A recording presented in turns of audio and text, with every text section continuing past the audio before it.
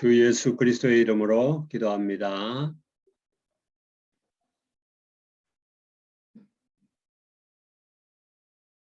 오늘 우리가 은혜 받을 말씀은 빌립보서 4장 10절에서부터 23절 끝까지인데요. 10절에서 13절까지만 읽도록 하겠습니다. 자, 빌립보서 4장 10절에서 13절만 봉독하도록 하겠습니다. 자, 성경 펴셨습니까? 자, 그럼 제가 봉독합니다. 그러므로 내가 주 안에서 크게 기뻐함은 너희가 나를 생각하던 것이 이제 다시 싹이 나미니 너희가 또한 이를 위하여 생각은 하였으나 기회가 없었느니라. 내가 궁핍함으로 말하는 것이 아니니라. 어떠한 형편이든지 나는 자족하기를 배웠노니 나는 비천에 처할 줄도 알고 풍부에 처할 줄도 알아. 모든 일 곧 배부름과 배고픔과 풍부와 궁핍에도 처할 줄 아는 일체의 비결을 배웠노라.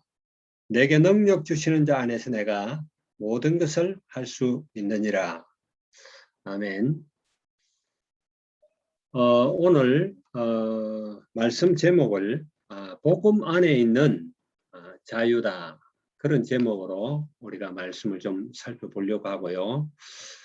오늘 말씀에 아주 중요한 그런 요절을 꼽는다면은 여러분들도 잘 알고 모든 사람들이 많이 사용하는 4장 어디서 이렇게 소리가 나나? 아닌데. 지금 내가 기계 조작이 좀 서툴러서 이 소리가 나는 것 같은데 이거 혜인이한테 좀 봐달라고. 어디서 소리가 나는지 모르겠네.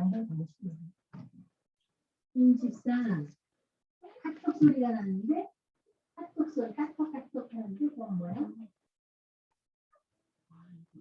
아버님한테 카톡이 있는데 소리는 없앴는데 그러네. 여기서 소리가 나는 거예요. 여기서. 여기에? 네.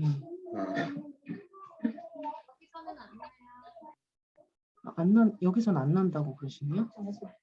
이거 그러면 이거 끌게요 그냥. 잠깐만요.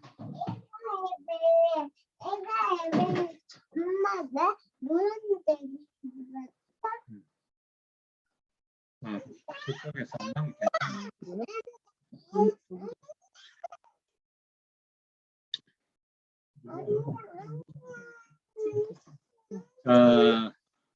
다시 우리 말씀을 보도록 합니다. 우리가 잘 아는 성경 구절 빌립보서 4장 13절과 19절이 오늘의 요절인데 여러분들이 많이 또 암송했던 그런 성경 구절입니다. 19절은 나의 하나님이 그리스도 예수 안에서 영광 가운데 그 풍성한 대로 너희 모든 설 것을 채우시리라, 이런 제목이에요. 이런 성경 구절입니다. 자, 오늘 복음 안에 있는 자유, 여러분들은 정말 참 자유를 누리시기 바랍니다. 우리가 통상 말하는 렘넌트라는, 성경에서 말하는 렘넌트라는 사람은 모든 환경 속에서 복음을 누린 사람들이에요. 여러분들은 어떤 환경 속에서도 자족할 줄 알고 또 복음의 비밀을 누리는 그런 사람들이 되길 바랍니다. 그런 사람을 우리는 렘넌트다 그럴 수 있죠. 끝까지 남는 자, 마지막까지 남는 자, 그런 사람을 우리는 렘넌트라고 하는데 정말 여러분들이 렘넌트인지 스스로 한번 체크해 보기 바라고, 옛날에 이제 우리가 WRC 같은 걸 하면은 OMC에서 이렇게 장학금을 주고 하는 이런 행사를 많이 했죠. 그때 김성진 박사라는 분이 OMC 회장이었고 또 이렇게 많이 이렇게 상품도 주고 그렇게 했는데, 그 김성진 박사는 참 유명한 사람입니다. 서울 임마누엘교회 장로님이었는데 지금은 이제 서울 임마누엘교회에 있질 않죠. 그런데 어쨌든 이제 그분이 하는 이야기를 한번 이렇게 들은 적이 있어요. 그 내용이 어떤 거냐면은 자기도 후대에 대한 관심이 많아서 이왕이면 이 복음 운동하는 우리가 말하는 렘넌트들 중에 아이들을 뽑아서 회사에서 키우면서 좀 훈련을 시키려고 시도를 많이 해봤다. 이런 이야기를 해요. 그런데 참 유감스럽게도 렘넌트라고 하는 이런 아이들을 회사에 이렇게 고용을 해보니까 다른 불신자들보다도 더 견디질 못하고 회사를 중간에 뛰쳐나가거나 또 이렇게 환경에 적응을 못하더라. 이런 이야기를 해요. 그래서 이제 그런 소리를 들으면서 정말 참 큰 문제가 있다. 이런 생각을 많이 해봤습니다. 우리는요, 렘넌트는요, 어떤 환경 속에서도 그리스도 안에 있는 참 자유를 누릴 수가 있어야 돼요. 그게 이제 참 렘넌트죠, 그죠? 우리가 군에 있을 때 그때 나온 이 유명한 전폭기가 있어요. 내가 이제 이 비행기 잡는 부대에 있었기 때문에 비행기 종류들을 잘 알았어요. 잘 아는데 그때 이제 있던 전폭기 중에 F4라는 F4 팬텀이라고 하는 그 팬텀기라는 것이 아주 그 북한보다는 훨씬 우세한 그런 전폭기입니다. 전투기예요. 전투기. 그걸 우리가 어떻게 부르냐면 전천후 전폭기라고 해요. 전천후 전폭기. 우리 렘넌트들은 전천후 렘넌트가 돼야 된다. 그런 말이에요. 이 비행기들이 어떤 조건이 딱 갖춰져야 사용할 수 있는 비행기들이 있잖아요. 바람이 불면 안 되고 비가 와도 안 되고 안개가 많이 끼어도 안 되고 그런 전투기나 전폭기들은 제대로 싸울 수가 없어요.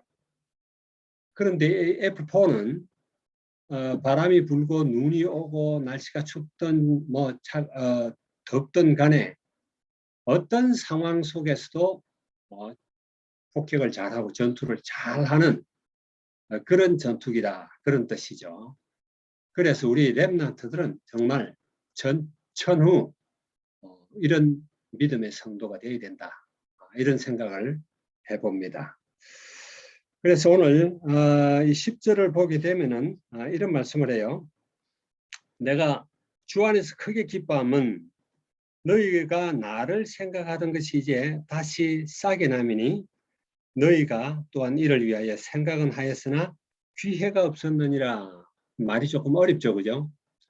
그러나 새 번역이라든지 새 표준 번역이라든지 공동 번역을 읽어보면 좀 쉽습니다. 그 말은 이게 어떤 뜻이냐면은 빌립보 교회가 바울의 선교에 동참하길 원하고 또 바울을 계속해서 돕기를 원하는데 이제 한동안 잠잠했는데 지금 또 그 생각이 나서 바울을 도우려고 한다.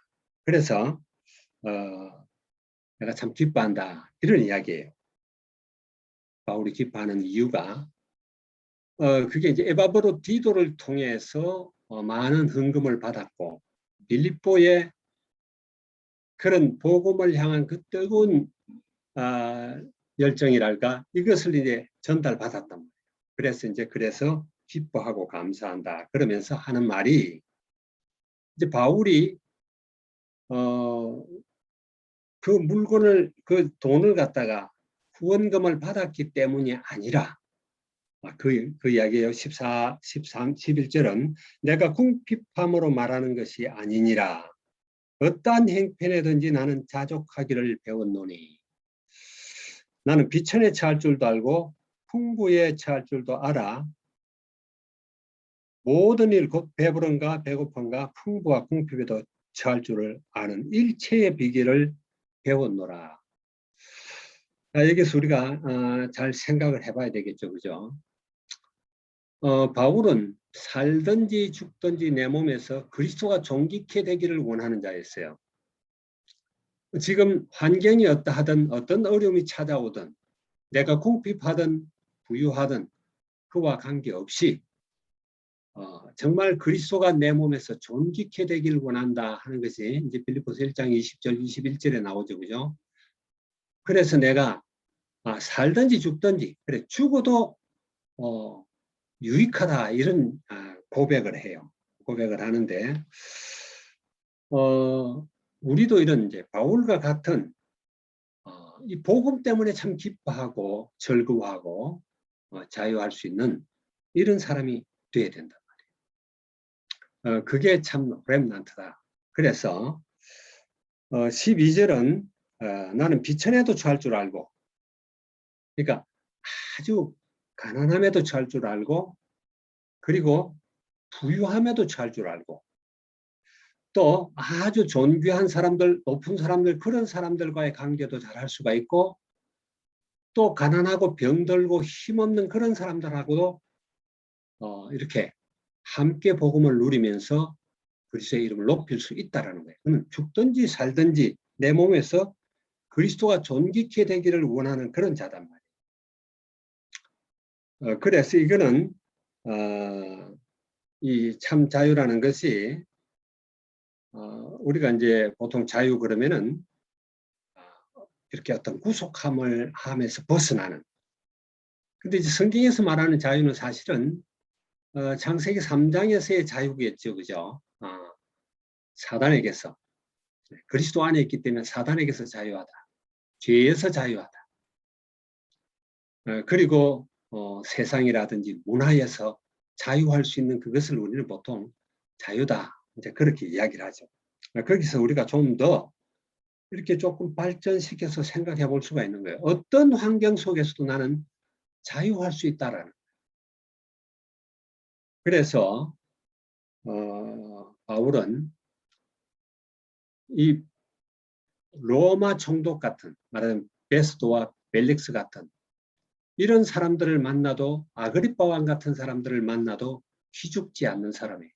전혀 거기에 눌리지 않고 뿐만 아니라 가장 비천한 자리에 있는 뭐 죄수라든지 혹은 감옥에 있는 자들이라든지 거기 가도 여전히 그리스도 안에 있는 자유함을 누린다. 어떤 죄수들 이런 사람들하고 같이 있어도 이제 문제가 되지 않는 것이 그게 바울의 모습이에요. 바울의 모습. 환경도 그렇고요. 죄수가 돼서 로마로 끌려갈 때 배에 풍랑이 몰아칠 때 때로는 매를 맞을 때 그런 여러 가지 어려움 속에 있을 때나 아니면 분명히 바울은 로마 황제에게 상소를 했기 때문에 로마 황제 앞에도 섰을 거예요. 그런 기록은 여기 없지만은 그래서 로마 황실까지 갔잖아요. 그리고 그 감옥 속에서 지금 이걸 쓰고 있는 거예요. 이 편지를. 그래서 누구든 상관없이 나는 이 복음의 비밀을 누린다. 그런 이야기가 되고요. 또 이 비천함이라는 것은 환경이 비천함도 되겠지만은 경제적으로 내가 정말 빼거리가 없어도 지금 당장 먹을 것이 없다 할지라도 혹은 내가 너무 돈이 많아서 성경에 보면은 벨릭스 총독이 바울이 가지고 있는 돈 그 금액을 가지고 있기 때문에 그 돈을 좀 줄까 싶어서 그것도 막 바라고 이렇게 했다라는 걸 보면은 바울은 그런 풍부에서도 자유함을 누렸어요. 풍부하다고 그 물질에 매이지 않고 그거 자랑하지 않고 가난하다고 그래서 물질에 노예되지 않고 돈 따라가지 않는 사람이단 말이에요. 그래서 내게 능력 주시는 자 안에서 내가 모든 것을 할 수 있다. 이걸 우리가 잘 기억을 해야 됩니다. 바울이 1차 전도 여행 때 비시디아 안디옥에 갔을 때를 여러분 기억할 거예요. 그걸 우리 교회 원단 메시지로도 썼어요. 비시디아 안디옥에 가서 주일날 한 번 이렇게 안식일에 한 번 복음을 전했는데 그 비시디아 안디옥이라는 시가 큰 충격을 받았어요. 그래서 다음 주일도 와서 네가 당신이 전했던 이 말씀을 다시 전해달라. 이렇게 이야기를 했단 말이에요. 그래서 다음 안식일 날 온 시내, 온 시민들이 다 모였다라고 했어요. 다 모였다. 그랬는데 그렇게 온 시민이 다 따르는 걸 보고 유대인들이 시기가 가득했다. 그래서 유대인들이 시기가 가득해가지고 이제 바울에게 막 핍박을 가하고 사람들을 선동해서 막 쫓아내려고 그러고 이런 것들이 사도행전 13장 50절에서부터 52절 사이에 잘 나타나죠. 뭐 기부인들 이런 사람들이 막 바울의 말씀을 들으려고 애를 쓰고 이렇게 했는데 유대인들이 시기가 나가지고 박해를 하고 쫓아냅니다. 그래서 이 사람들이 쫓겨가면서 발에 묻은 티끌을 떨어버리면서 나가면서 막 화를 내고 속상해하고 슬퍼하고 그래야 되는데 52절에 보니까 제자들은 기쁨과 성령이 충만하니라. 충만하니라. 그런 것에 개의치 않는단 말이에요. 복음 때문에 기쁘고 복음이 전파되기 때문에 기쁜 거예요. 이게 이제 참 렘넌트의 모습이다. 우리가 이렇게 볼 수가 있어요. 여러분 렘넌트라는 말도 잘 생각해야 돼요. 죄에서 우리가 자유해야 되겠죠. 그죠? 말하자면 세상의 여러 가지 문화 속에서 우리가 자유해야 돼요. 알코올에서, 담배에서, 마약에서 또 뭐 여러 가지 하여튼 세상의 이런 도박이라든지 중독이라든지 이런 문화에서 우리가 자유해야 되겠죠. 뿐만 아니라 환경 속에서 어떤 사람이든지 또 경제적으로 내가 풍부하든 혹은 가난하든 관계없이 우리는요 자유해야 합니다. 그것이 이제 참 렘넌트의 모습이고 참 자유한 자다. 그래 전천후 성도가 되어야 된다는 이야기. 전천후 내가 전천후 F4 전폭기를 내가 예를 들었는데 그 F4 전폭기처럼 구름이 끼어도 비바람이 몰아쳐도 뭐 눈이 와도 날씨가 춥든 덥든 상관없이 전투할 수 있는 그런 전폭기가 되어야 되는 성도들은 그래야 렘넌트다. 우리가 그 포로기 말하자면 유대인들이 바벨론에 망하게 되고 그리고 이제 이렇게 포로로 잡혀가기도 하고 하는 그때 있던 선지자들 포로기 전후의 선지자들 그 유명한 선지자들이 누굽니까? 에레미야, 에스겔, 다니엘입니다.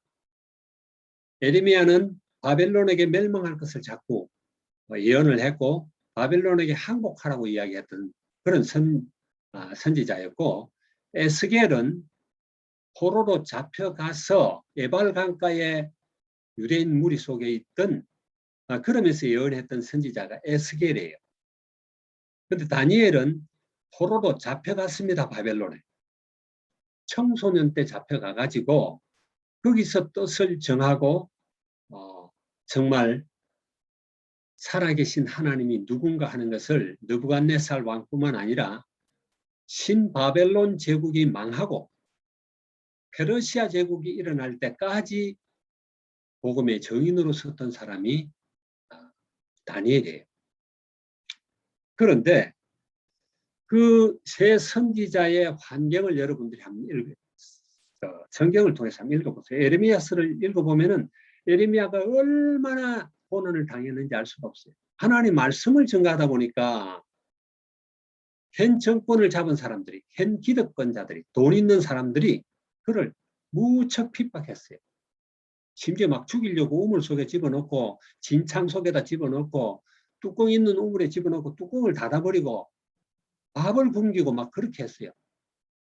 그래서 에레미야서 20장 같은데 20장 뭐 7절에서 9절이냐 이런 데를 보게 되면은 에레미야가 막 속으로 다짐을 합니다. 내가 다시는 예언을 안 할 것이다. 다시는 예언을 안 할 것이다. 예언을 하기만 하면은 하나님의 말씀을 전달하기만 하면은 막 핍박이 너무너무 몰려오는 거예요. 너무너무 몰려오니까 다시는 내가 이걸 안 할 것이다. 이렇게 마음을 먹으면은 어떤 일들이 일어나냐면은 20절에 제가 20절 9절을 한번 읽어볼게요. 내가 다시는 여호와를 선포하지 아니하며 그의 이름으로 말하지 아니하리라 하면 나의 마음이 불붙는 것 같아서 골수에 사무치니 답답하여 견딜 수 없나이다. 그래서 그런 어려움이 있음에도 불구하고 그는 여호와의 말씀을 담대하게 외쳤어요.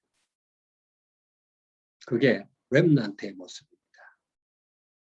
뿐만 아니라 에스겔도 마찬가지예요. 에스겔은 뭐 읽어보면 정말 에스겔은 어떻게 인간이 저런 짓을 할 수 있을까 할 정도로 하나님이 에스겔에게 명령을 해요.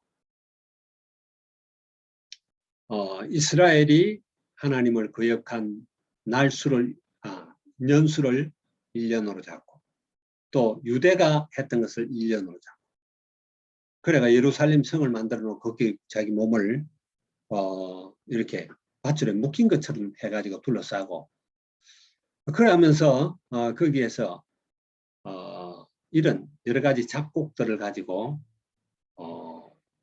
떡을 만들어 가지고 그걸 인분에 똥 위에 굽어 가지고 똥을 불 피워 갖고 굽어 먹으라 그러죠. 그러니까 에르미야가 에스겔이 사정을 하죠. 하나님, 내가 그렇게 부정한 걸 내가 먹어본 적이 없습니다. 그랬더니 그러면은 인분 대신에 쇠똥을 해라. 그런 것들을 다 순종했던 사람이 에스겔 선지자예요. 여러분, 다니엘은 생각해 보세요. 아주 어릴 때 바벨론으로 끌려갔습니다. 부모를 떠나서 포로로 잡혀갔어요. 자, 그래서 우리가 전천후 성도라는 거 꼭 내가 지금 어려움을 겪은 그런 선지자만 고른 것 같은데 그렇지 않아요. 모든 선지자가 다 핍박받지 않는 선지자가 없습니다. 결국 이사야는 이렇게 톱으로 몸이 토막이나 잘려서 죽었죠. 그죠? 그 유명한 선지자 이사야가. 뿐만 아니라 엘리야, 엘리사 다 고난받은 거예요. 그러니까 세상에 굴하지 않는 사람이, 어떤 권력에 굴하지 않는 사람이 여호와의 말씀을 바르게 전달하는 사람. 이런 사람들이 전천후 성도다. 말하자면 렘넌트다. 그래서 여기서 내게 능력 주시는 자 안에서 내가 모든 것을 할 수 있느냐라는 그 바른 의미를 깨달아야 돼. 그리스도 안에 있는 참 자유라는 거예요. 성경은 어느 곳을 읽어도 다 그 이야기를 합니다. 요셉 마찬가지죠. 우리 잘 알잖아요. 요셉이 처음부터 화려했나요? 에집트 내려갈 때 종리로 내려갔나요? 아니잖아요. 말할 수 없는 어려움 가운데서도 하나님의 말씀을 붙잡고 언약을 붙잡고 나아갔던 렘넌트 중에 렘넌트가 요셉입니다. 어쨌든 그 이름을 드러내려고 그러고 그 이름을 높이려고 했던 자가 요셉이에요. 자기 자랑할 만도 한데 내가 아니라 여호와 하나님께서 그러면서 하나님의 이름을 높이고 했던 사람이 이제 요셉입니다. 성경 전체 어디를 보나 마찬가지예요. 어디를 보나. 다윗을 보면은 참 기가 막히죠. 그죠? 다윗을 보면은 다윗이 그가 그를 괴롭히던 사울을 죽일 기회가 2번이나 나오잖아요. 그뿐만 아니라 죽고 나서도 사울이 죽었다고 기쁜 소식이라고 알렸던 사람이 다윗은 그 사람을 죽여버렸어요. 여호와 하나님께서 기름 부음 받은 자가 죽었는데 슬퍼하지 않고 그걸 기쁜 소식이라고 전해주는 자를 내가 살려둘 수 없다라는 거예요. 말하자면 그는 무슨 일이 있어도 하나님의 이름을 높이려고 그러고 하나님께서 세운 자에 대해서는 자기가 어려움을 당할지라도 왕이 안 돼도 물론 왕으로 하나님께서 이미 선지자 사무엘을 통해서 기름 부음을 받았지만은 그럼에도 불구하고 자기가 왕이 될 걸 물론 알았겠죠. 하나님께서 기름을 부었으니까. 그런 자기를 그렇게 죽이려고 하는데도 불구하고 그런 여호와 하나님이 주신 그 언약 붙잡고 왕이 되려고 노력한 게 아닙니다. 그 말씀을 성취시키려고 애를 썼던 거예요. 그게 렘넌트, 그게 참 자유한 자예요. 내게 능력 주시는 자 안에서 내가 모든 것을 할 수 있다는 것은 사람들이 사업을 할 때나 지금 자기가 어떤 계획을 세워놔 놓고 그걸 성취시키려고 이 성경 구절들을 많이 인용을 해요. 나는 할 수 있다 이거예요. 나는 할 수 있다. 내게 능력 주시는 자가 내가 소망하는 것을 채워줄 것이다 하는 이런 데다가 자꾸 성경 구절을 사용한단 말이에요. 이건 참 잘못된 거예요. 빌립보 교인들한테 그렇게 이야기합니다. 그래서 내가 가지고 있는 이 자족함, 어떤 환경, 처지, 형편 속에서도 내가 누리는 이 복음을 너희도 누리라. 너희도 누리라. 그리고 기뻐하라는 거죠. 기뻐하라. 자, 그래서 이 빌립보 교회는 여러 번 몇 번을 설명을 했지만은 유럽의 하나의 뭐라고 그래야 되나? 이정표라고 그래야 되나? 이게 지금 아시아 쪽으로 갈 복음의 길을 방향을 틀어버렸어요. 왜 그랬을까? 그 당시에 세계 최강의 제국은 로마 제국입니다. 그리고 로마로 들어가야 되기 때문에 로마로 들어가는 길목은 마게도나로, 에게해를 건너서 마게도나로 들어가는 거예요. 마게도나 첫 성이 빌립보예요. 거기 이제 이렇게 교회를 세운 것입니다. 그래서 정말 흑암이 지배하는 땅, 로마의 여러 종교들이 있죠. 특별히 이런 태양신을 숭배하는 이런 종교. 그뿐만 아니라 이집트에 사는 그런 모든 종교들이 다 거기 있었어요. 다 거기. 그 미트라이즘은 특별히 페르시아로부터 내려왔다는데 그게 바벨론부터 내려온 거예요. 근데 군인들이 주로 그걸 숨겼어요. 태양신을 숭배하고 그랬어요. 그런 것들이 딱 지배하고 있는 어둠이 정말 이 세상 사단이 지배하고 있는 그런 땅이에요. 그 땅에 하나님의 나라가 거기서 싹트게 했기 때문에 사단이 그냥 두지 않는 거예요. 많은 핍박과 여러 가지 어려움이 있었습니다. 그걸 조금도 개의치 않았던 사람이 바울이고 또 그런 교회가 빌립보 교회다. 비록 빌립보 교회 안에 분쟁이 있고 다툼이 있었지만은 바울이 자꾸 권면하는 기뻐하라는 거죠. 기뻐하라는 거죠. 너희가 복음을 받았다. 너희로부터 유럽이 시작됐다. 너희가 복음을 받았기에 로마까지 정복될 것이라는 땅끝까지 복음이 전달될 것이라는 그런 교회가 이제 빌립보 교회입니다. 그래서 빌립보 교회는 강가에 있던 그 여인들, 그 중에 특별히 루디아가 있었고 아마 그 여자들 속에는 요디아와 순두개도 있었을 것이고 귀신 들린 점치는 여자도 있었고 여자들이 주로 많았어요. 여자들이 보통 신앙이 좋지요, 그죠? 그래서 그런 빌립보 교회인데 이 빌립보 교회는 15절에 18절 보면은 어떤 내용이 나오냐 하면은 제가 읽을게요. 빌립보 사람들아 너희도 알거니와 복음의 시초에 내가 마게도냐를 떠날 때 주고받는 내 일에 참여한 교회가 너희 외에 아무도 없었느니라. 유럽에는 첫 교회니까 당연하겠지만 아시아에 있던 교회들이 있었는데도 불구하고 그 데살로니가로 이제 빌립보의 데살로니가로 가잖아요. 그런데 그 일에 함께 참여했던 자가 데살로니가로 가서 베레아로 가게 되고 베레아에서 다시 아덴으로 내려오게 아덴에서 이제 고린도로 가고 이렇게 이제 쭉 선교행을 다니는데 거기에 빌립보 교회가 계속 참여를 하면서 후원을 했다라는 이야기.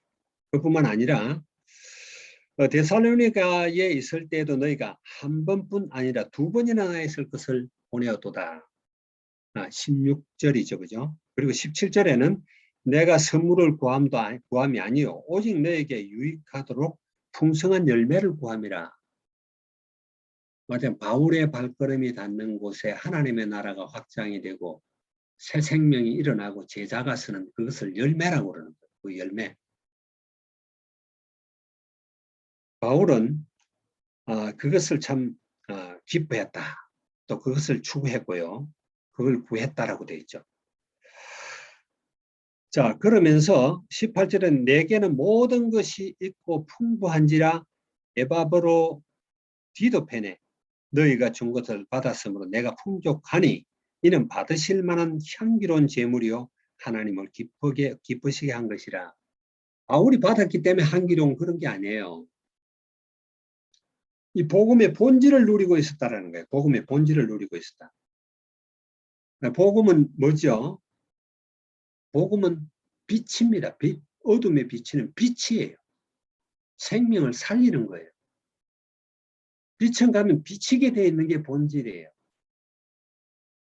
그런데 다른 교회하고 달리 빌립보 교회는 이 복음을 증거하는 빛의 사명을 감당하는 일을 풍성히 누렸다. 여러 가지 어려운 가운데서도.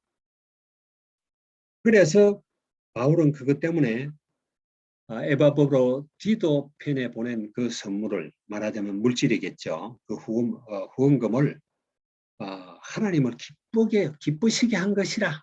그렇게 이야기해요. 하나님을 기쁘시게 한 것이라. 바울을 자기를 줬기 때문이 아니라. 우리가 잘 알듯이 바울은 말할 수 없는 고난을 당했습니다. 이 복음 전가하려고. 그는 사나 죽으나 복음 때문에 달려간다라고 이야기하죠. 이 생명의 복음을 전가하는 일은 내 생명 조금도 아끼지 않는다. 그런 고백을 하잖아요. 바울은 그것 때문에 달려가는 자예요.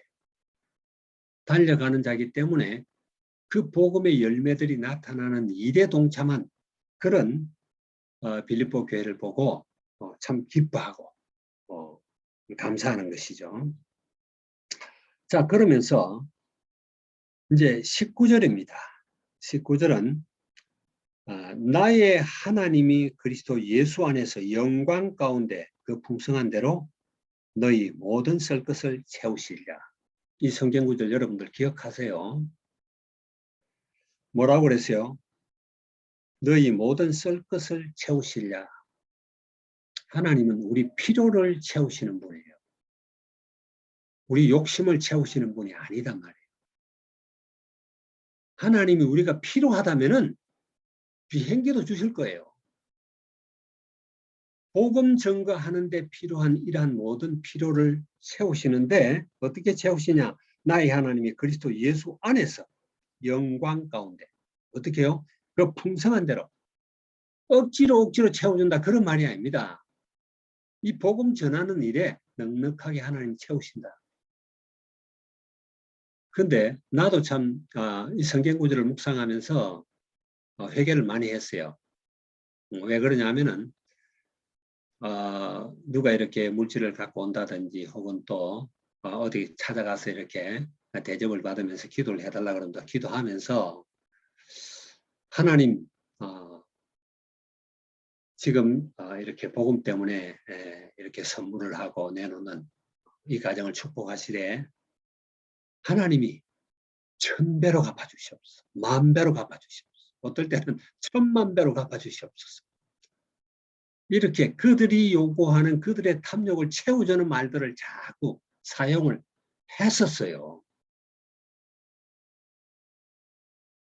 이거는요, 참 잘못 기도하는 것이고 하나님이 원하는 기도가 아니에요.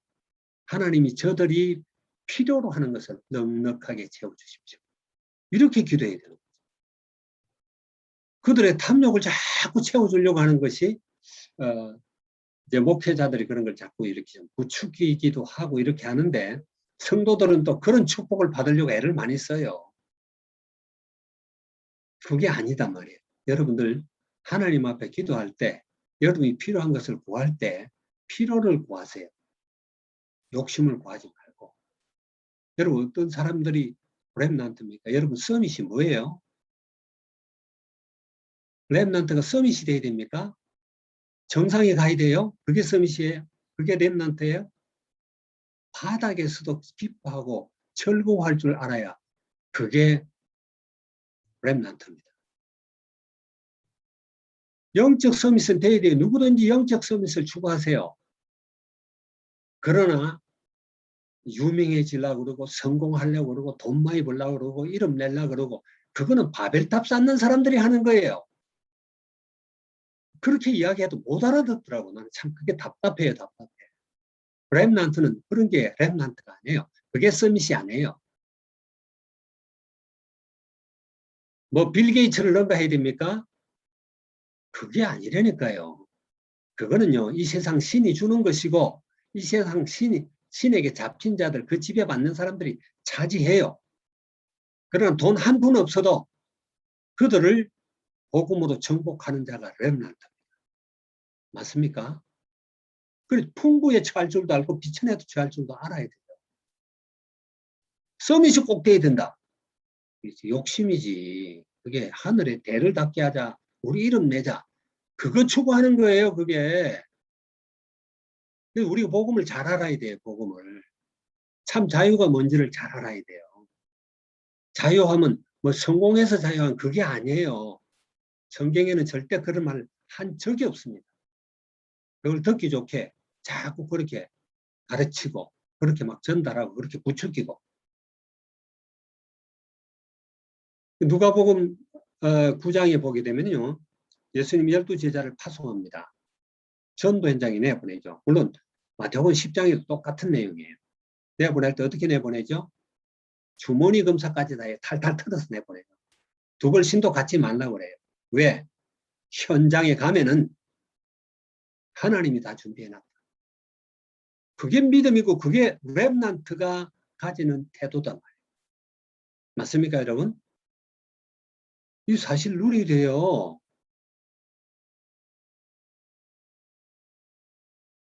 자, 그래서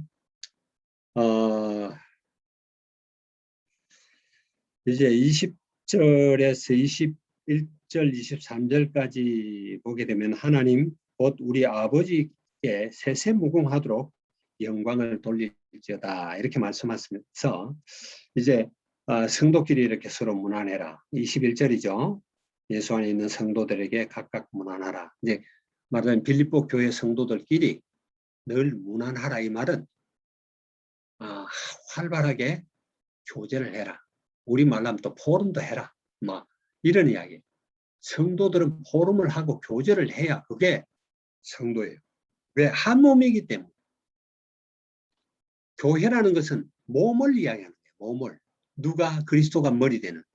그리고 지체로서의 그런 하나가 되는 기능들을 가져야 되는 거예요. 그게 교회의 기능입니다. 그래서 사도행전 16장에 보게 되면 빌립보 교회가 형성된 과정들, 거기에 나오는 인물들 다 나오게 되죠. 그런 사람들끼리 서로 교제하고 문안하고 인사하고 늘 그렇게 하라는 거예요. 그래서 여러분 교회에 이렇게 은사를 줄 때도 은사를 보면 권면하는 자, 구제하는 자, 봉사하는 자. 왜 그게 필요하죠? 교회는 그런 거예요. 교회는 서로가 유기적으로 연결돼 가지고 약한 자를 도와주고 세우고 또 끌고 나가고 때로는 도움을 받기도 하고 이게 교회입니다. 그러면서 또 28절 22절이죠. 21절 그리스도 예수 안에 있는 성도에 각각 문안하고 나와 함께 있는 형제들이 너에게 문안하고. 바울은 지금 로마 감옥에 있습니다. 바울이 로마 감옥에 있는데 혼자 있는 게 아니에요. 바울이 로마로 들어갈 때 여러분 사도행전 28장을 보면 알지만은 그 폭풍 속에 살아남은 276명. 물론 그들이 다 로마로 가는 사람들이에요. 그중엔 장사꾼도 있고 죄수들도 있고 군인들도 있습니다. 그러나 그들이 그 유라굴라라는 풍랑 속에서 복음이 뭔가를 받고 또 밀레돈 뭡니까? 무슨 섬입니까? 그 섬에서 멜리데라는 섬에서 3달을 같이 합숙을 하잖아요. 합숙을 하면서 이 복음을 듣고 정말 로마에 들어갈 때는 많은 동력자를 얻어가지고 들어가가지고 거기 바울과 교제하는 사람들, 그 사람들이 이제 빌립보에 있는 교인들에게 내가 무난한다 이렇게 이야기해요. 내가 무난한다. 우리가 무난한다. 그러니까 교회는 여러분이 잘 알듯이 유니버셜 처치라는 우주적 교회죠. 그죠? 그건 한 교회예요. 교회 한 개. 눈에 보이지 않는 교회. 그건 참 교회입니다. 그러나 또 하나의 교회는 로컬 처치예요. 보이는 교회, 보이는 교회. 그 안에는 가라지도 있고 알곡도 있고 막 그런 거예요. 그럼 어쨌든 이 교회가 전 우주적으로 볼 때는 그리스도를 머리로 하는 하나의 교회예요. 그래서 서로 이렇게 교제를 해야 된다는 얘기예요. 그런 이야기고, 또 여기 22절에 보면은 모든 성도들이 너에게 문안하되 특히 가이사의 집 사람들 중 맺히니라. 이거는 무슨 말이죠? 로마 황제, 그 황제의 첩건들, 친척 관계든 아니면은 신하와 왕의 관계든 간에 그런 관계를 갖고 있는 사람들 중에 맺히예요. 물론 로마 황실에 그 경호대의 경비를 갖다가 이렇게 붙여줬잖아요. 그 사람들이 교대로 이렇게 돌아가면서 바울을 지키기도 하는데 그들이 바울의 말을 많이 들었겠죠. 또 거기 유명한 사람들 초청해서 막 말씀도 전했어요. 그런데 참 분명한 것은 그 로마에 있으면서 로마 황실에 있으면서 이 복음이 황실 안에까지 많이 전거됐다는 겁니다. 그 사람들도 너희에게 너희가 그 사람들에게도 문안해라. 문안한다. 그 사람들이 황실에 있는 사람들까지도 너희 빌립보 교회에 문안을 한다 이런 이야기예요. 그래서 주 예수 그리스도의 은혜가 너희 심령에 있을지어라 이런 말씀을 합니다. 그러면서 이제 빌립보서를 끝을 내는데 그리스도 안에 있는 자유는 여러분 구속할 수 없는 구속이 불가능한 자유예요. 어떤 것으로도 구속할 수 없는 자유예요. 쇠고랑으로 채우는 거야 누구나 할 수 있죠. 수갑 찬다고 가능하죠. 그러나 정말 복음을 누리는 자는 누구도 할 수가 없어요. 구속을 못해요.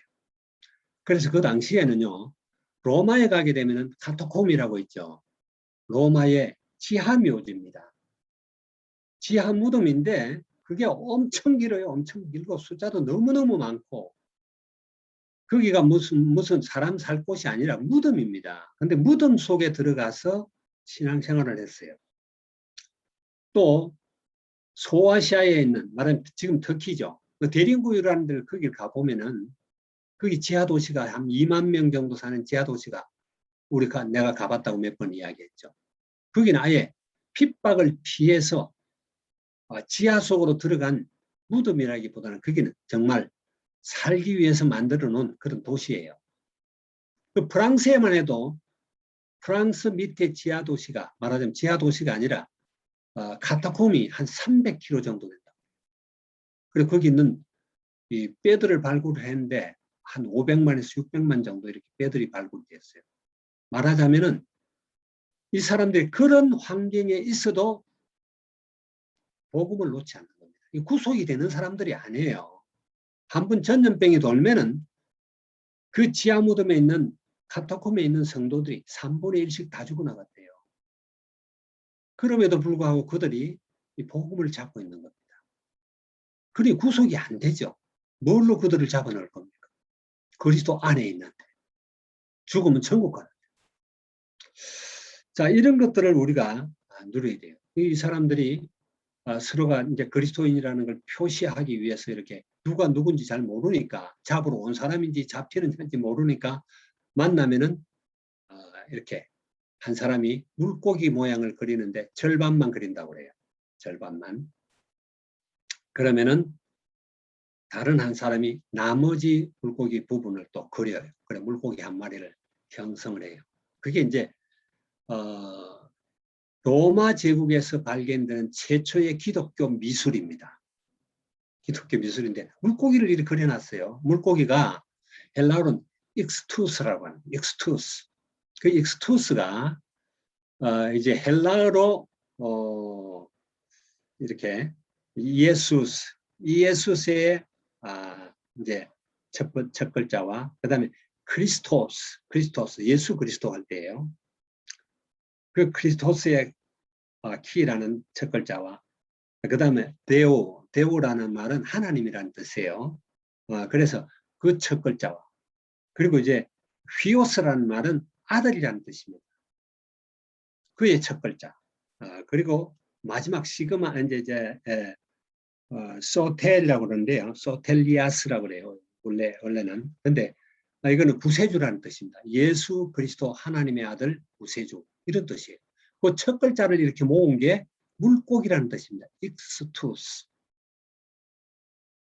이 사람들은 가둘 수 없는 사람들이에요. 죽일 수 없는 사람들이에요.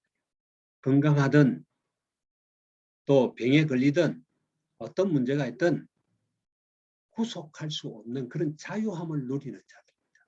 그래서 오늘 제목을 마지막으로 그렇게 한번 잡아왔습니다. 복음 안에 있는 자유다. 복음 안에 있는 자유다.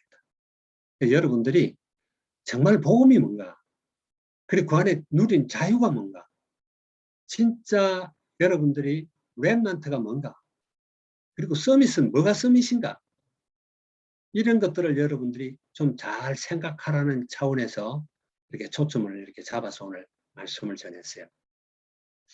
아마 다음 주부터는 이제 모르겠어요. 우리 핸덕 목사가 주일날 메시지를 준비할 수 있을지는 모르겠고 가능하면 그렇게 되기를 바라고 기도하고 있는데 그렇지 않으면 나는 또 빌립보서에서 골로새서로 넘어가려고 그래요. 여러분들이 기도 많이 하시고 분명히 우리 핸덕 목사가 담임 목사가 이런 큰 어려움을 당한데 하나님이 절대 모를 리가 없어요. 하나님이 허락하지 않은 일이 벌어진 게 아닙니다. 그래서 이 핸덕 목사가 이렇게 코로나를 앓고 여러 가지 어려움을 겪으면서 정말 인간은 너무너무 나약한 존재다. 우리는 하나님의 절대적으로 하나님께 의존할 수밖에 없는 의존적 존재라는 이런 것을 느끼고 성도들이 그 약함을 잘 모르잖아요. 우리가 언제 하나님 앞에 설지도 모르잖아요. 그래서 이 복음을 정말 누리게 바르게 전달하기 위한 또 뭐 여러 가지 그런 계획이 있겠죠. 하나님께서 속히 치유할 수 있도록 그렇게 여러분들 기도해 주시기 바랍니다. 제가 기도하고 마치도록 하겠습니다. 기도하겠습니다. 살아계신 주님을 찬양합니다. 복음 안에 있는 자유라는 제목으로 말씀을 나눴습니다. 정말 비천함에도 처할 줄 알고 풍부함에도 처할 줄 알아 내게 능력 주신 자 안에서 내가 모든 것을 할 수 있다고 하는 그 바울의 고백이 우리의 고백이 될 수 있기를 원합니다. 하나님 아버지, 우리가 정말 이 복음의 비밀을 누리고 이 복음을 전달하는 전달자로서 렘넌트로서 하나님 세상 사람들이 추구하는 그런 탐욕이나 그런 욕심을 따라가고 세상이 주는 그 성공을 따라가고 그 자랑거리를 따라가는 자가 아니라 정말 참 그리스도의 정말 남은 자로서 복음 전도자로서 이 복음의 비밀을 사실적으로 누리는 그런 모든 렘넌트가 될 수 있도록 주님 축복해 주시옵소서. 전능하신 주님을 찬양합니다. 감사드리옵고 우리 주 예수 그리스도의 이름으로 기도하옵나이다. 아멘.